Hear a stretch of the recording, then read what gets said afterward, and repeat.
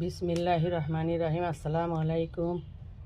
আমি এই রস সুন্দর তাঁত রস ফাইন সুন্দর রস দিয়ে আলো চাল দিয়ে ক্ষীর রান্না করব, তাই জাল দিচ্ছি মাটির চুলায়।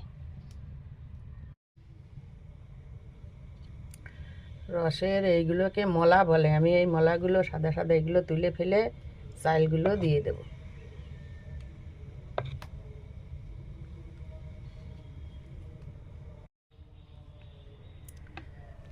তেজপাতা আর চাল দিয়ে দিছি, এবার রান্না করে নেব।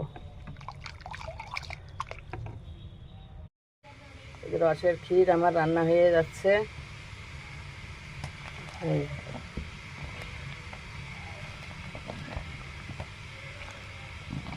রসের ক্ষীর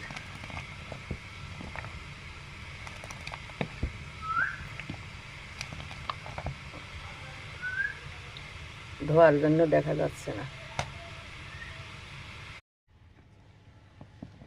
এই যে রসের পায়েস রান্নাটা আমার হয়ে গেছে, এই দেখেন কত সুন্দর হয়েছে।